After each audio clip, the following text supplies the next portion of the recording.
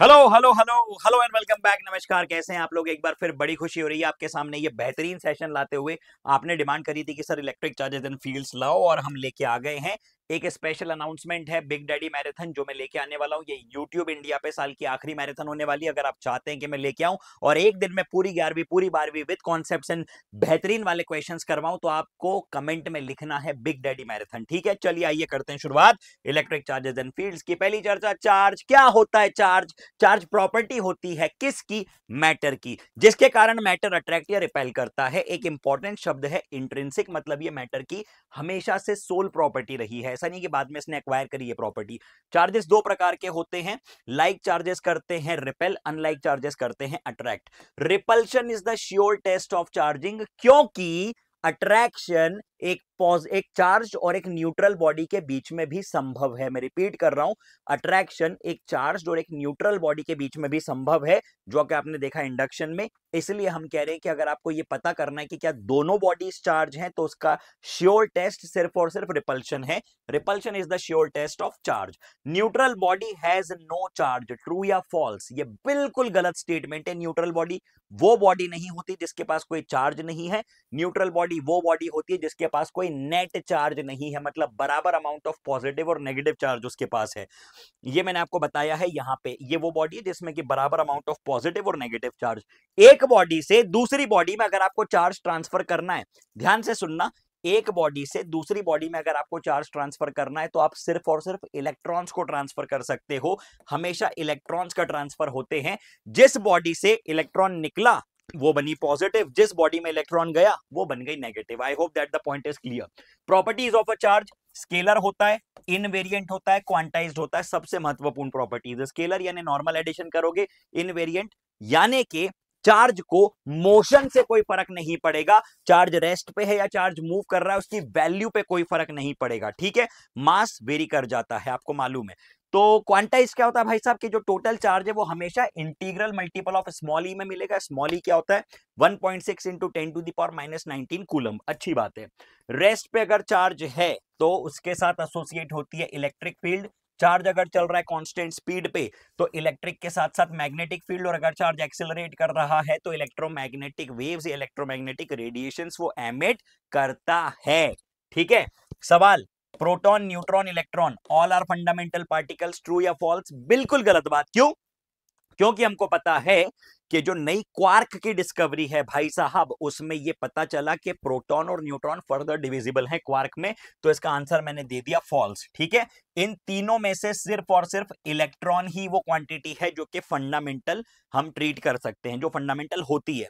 अगला सवाल, smallest and biggest unit of charge. आपको मालूम है स्मॉलेस्ट यूनिट फ्रैंकलिन या ईएसयू एंड बिगेस्ट यूनिट फैराडे। आइए अब चर्चा बढ़ाते हैं आगे।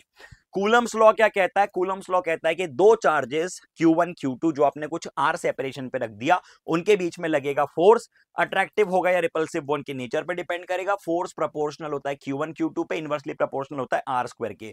प्रोपोर्शनलिटी हटेगी तो कांस्टेंट आएगा जिसको हम कहते हैं K, और K की वैल्यू होती है 1/4 पाई एप्सिलॉन। अब एप्सिलॉन जो है, यदि आप लिख रहे हो एप्सिलॉन नॉट तो वो है परमिटिविटी फ्री स्पेस की, एयर की या तो वैक्यूम की। अगर आप लिख रहे हो एप्सिलॉन मीडियम, वो है परमिटिविटी मीडियम की। और यहीं पे हम रिलेट करते हैं इनको रिलेटिव परमिटिविटी से। रिलेटिव परमिटिविटी होती है permittivity medium divided by air. ध्यान देना है, permittivity of medium divided by permittivity of air. तो यहां से यह पता चलता है कि यदि दो चार्जेस को आप किसी मीडियम में रख दोगे तो उनके बीच का फोर्स चेंज हो जाएगा, और वो चेंज्ड फोर्स का एक्सप्रेशन आप ऐसे लिखेंगे F' equal to F upon K। K क्या है? Relative permittivity. चलिए चर्चा बढ़ा रहे हैं आगे। ये बातें आप लोग देख चुके थे। इसके बेसिस पे एक सिंपल सा सवाल आप कर सकते हो, तुरंत मेरे साथ करो। Number of electrons present in -1 coulomb of charge. अब -1 कूलम चार्ज में कितने इलेक्ट्रॉन्स हैं ये निकालना है। आप लिखते हैं Q equal to N E. Q की वैल्यू दी है 1, N की वैल्यू निकालनी है, E की वैल्यू रख दो। 1/1.6 डायरेक्टली याद रखना, सुनो मेरी बात। 1/1.6 कैलकुलेटर से करके देखो, 10/16, ठीक है, 5/8 ये आता है अराउंड 6.25 करके देखना, एग्जैक्टली आने वाला है आंसर। चलिए आइए चर्चा बढ़ाते हैं आगे, है ना। क्रॉस चेक करना, कभी मैं गलती कुछ गलत कह दूं जल्दीबाजी में, आप लोग क्रॉस चेक किया करो ऐसी जो भी इंफॉर्मेशन है उसको। ठीक है, when a body acquires negative charge its mass decreases. सीधी सी बात है कि एक बॉडी के पास अगर नेगेटिव चार्ज आया तो उसका मास बढ़ेगा या घटेगा? बढ़ेगा। क्यों? क्योंकि उसके पास इलेक्ट्रॉन्स आए हैं। तो ये स्टेटमेंट सही है या गलत है? गलत है। Second statement, a body acquires negative charge when it loses electron, ये भी गलत है। तो दोनों स्टेटमेंट गलत है। Assertion and reason are false. अगला सवाल, the constant k in Coulomb's law depends upon nature of medium, system of unit, intensity of charge, both। नहीं, सिर्फ नेचर पे डिपेंड करता है। आपको पता है permittivity of medium upon permittivity of free space या तो एयर, ठीक है।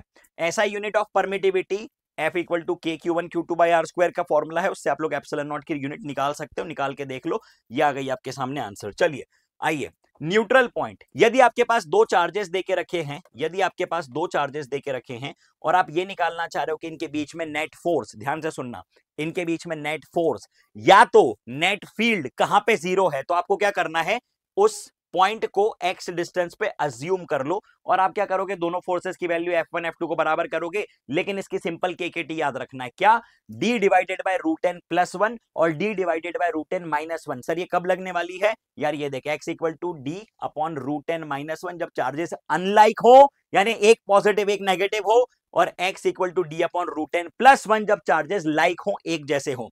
x हमेशा कहां से मेजर होगा, छोटे चार्ज से। जब लाइक चार्जेस हैं यानी एक जैसे हैं, तो कहीं पे बीच में आएगा न्यूट्रल पॉइंट, लेकिन अनलाइक है, एक पॉजिटिव एक नेगेटिव है, तो कहां पे आएगा, यहां या यहां। वो कहां पे, वो कैसे डिफाइन होगा, वो डिफाइन होगा कि आप बड़े चार्ज के नजदीक हो या छोटे चार्ज के नजदीक हो, ठीक है।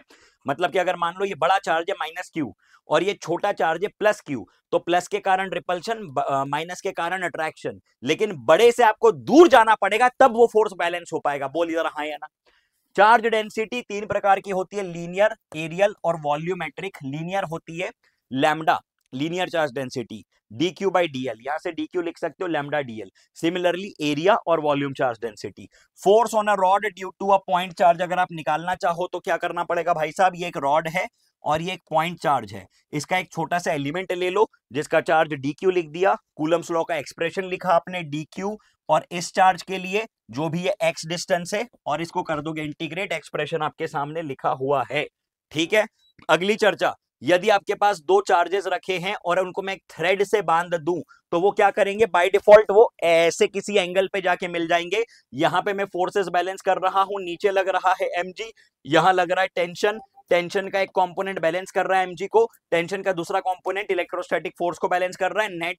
नेट फोर्स का एक्सप्रेशन आपके सामने लिखा है और फॉर्मूला याद रखना है, tan theta equal to electrostatic force divided by mg, ठीक है। चलिए आइए चर्चा बढ़ा रहे हैं आगे। इलेक्ट्रिक फील्ड पॉइंट चार्ज के लिए k q by are square, ring के लिए जो मैं बोल रहा हूं वही रट्टा मार के रखना है, k q x divided by are square plus x square की पावर 3/2।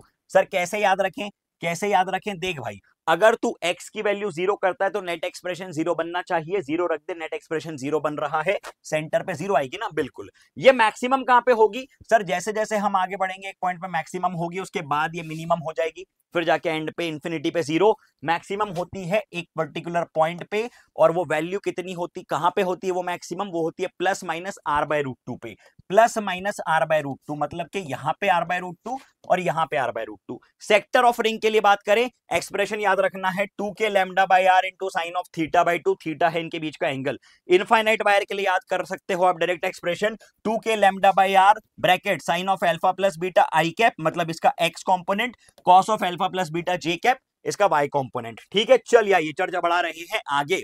अगली चर्चा, इलेक्ट्रिक डाइपोल। डाइपोल क्या होता है, charge into separation, force due to dipole. अगर मैं एक डाइपोल को एक्सटर्नल फील्ड में रखता हूं तो उस पर नेट फोर्स कितना लगेगा, हमेशा जीरो। क्यों, क्योंकि एक फोर्स लगेगा आगे, दूसरा फोर्स लगेगा पीछे। डाइपोल पे अगर आप लोग टॉर्क निकालना चाहते हैं वो बन जाएगा P क्रॉस E। P क्या है, charge into separation. Net field का फॉर्मूला डाइपोल के कारण सिर्फ एक फॉर्मूला बोल रहा हूं, K P root over 1 plus 3 cos square theta divided by R cube. सिर्फ ये फॉर्मूला याद रख लो, ये जो फॉर्मूला लिखा है सिर्फ ये याद रख लो। एक्सियल इक्विटोरियल दोनों केसेस बन जाएंगे, जब एक्सियल होगा तो थीटा की वैल्यू 0 कर दो, इक्विटोरियल होगा थीटा की वैल्यू 90 कर दो। एक्सप्रेशंस आपके सामने लिखे हुए हैं, ये दोनों एक्सप्रेशंस आपके सामने आ जाएंगे। सिर्फ एक फॉर्मूला याद रखो, axial minus 2 KP KP divided by R cube, equatorial minus KP by R cube, 2 KP by R cube minus KP by R cube. Direction क्या होती है, यहां पे पैरेलल और यहां पे एंटी पैरेलल, इस वजह से आ रहा है नेगेटिव का साइन। आइए चर्चा बढ़ा रहे हैं आगे। इलेक्ट्रिक फ्लक्स क्या होता है, flux is the total number of field lines crossing a region. इसको आप लिख सकते हैं integral of E dot D S. Gauss's law कहता है फाई यानी total flux equal to integral E dot D S equal to Q in यानी enclose charge divided by epsilon not. Net flux emerging out of a close surface आपके सामने दिया हुआ है। Flux किस किस पे डिपेंड नहीं कर रहा है? शेप और size of the close surface पे डिपेंड नहीं कर रहा है। The charge located outside the close surface पे डिपेंड नहीं कर रहा है। मतलब अगर ये सरफेस है और चार्ज बाहर है तो इसमें से जितनी फील्ड लाइंस एंटर करेंगी उतनी लीव करेंगी। हमेशा इनवर्ड फ्लक्स को नेगेटिव, आउटवर्ड फ्लक्स को पॉजिटिव लेते हैं, ये बात ध्यान रखना है। Inward flux negative, outward flux हमेशा पॉजिटिव, ठीक है। फाई को आपने लिख दिया Q in divided by epsilon naught. ये है गॉसेस लॉ। इसमें ध्यान देने वाली बात है कि जो ई है this is due to all the charges, जो ई है this is due to all the charges, और जो क्यू है Q in this is only due to the enclose charge. मतलब कि जो सरफेस के अंदर चार्ज है सिर्फ उसके कारण होगा, फ्लक्स, ठीक है। आपके सामने एक सवाल है, the electric flux through the surface. इस सरफेस में देखो जरा, एक क्यू अंदर है, ये बाहर है, इधर है, क्या बोल रहा है इसके बारे में? ये is the largest in the fourth figure. Fourth figure में लार्जेस्ट होगा, लार्जेस्ट और least in the second. Simple सी बात है भैया, सब में बराबर होगा। क्यों? क्योंकि सबके अंदर जो नेट चार्ज है वो सेम है। शेप साइज सरफेस पे डिपेंड नहीं करेगा। अगला सवाल आपके सामने आ रहा है, ये ऐसा यूनिट ऑफ इलेक्ट्रिक फ्लक्स वो आप निकाल सकते हैं directly, phi equal to E dot A, ठीक है। ये आ जाएगी न्यूटन पर coulomb metre square, field into metre square. अब यहां पे हम बात कर रहे हैं एप्लीकेशन ऑफ गॉसेस लॉ की। आपको मालूम है कि अगर आपके पास एक क्या कहना चाहिए, स्फीयर है, हॉलो स्फीयर, तो हॉलो स्फीयर के भीतर इलेक्ट्रिक फील्ड जीरो होती है और बाहर इनवर्सली वेरी करेगी आर स्क्वायर से, ठीक है। अगर आप बात कर रहे हैं नॉन कंडक्टिंग स्फीयर की, तो यहां पे अंदर तक जब आप हैं ये प्रोपोर्शनल होगी आर के और उसके बाद इनवर्सली प्रोपोर्शनल होगी आर स्क्वायर के, क्योंकि ये चार्ज जो है थ्रू आउट हिस्से में डिस्ट्रीब्यूटेड होगा। आपको अंदर का चार्ज निकालना पड़ेगा, ये ग्राफ आपको याद रखना इंपॉर्टेंट है। अगली बात, for a long conducting cylinder, cylinder के लिए आप निकाल चुके हैं कितना होता है 2k लैम्डा बाय आर। इसी को आप लोग लिख सकते हैं q upon 2 pi epsilon naught are.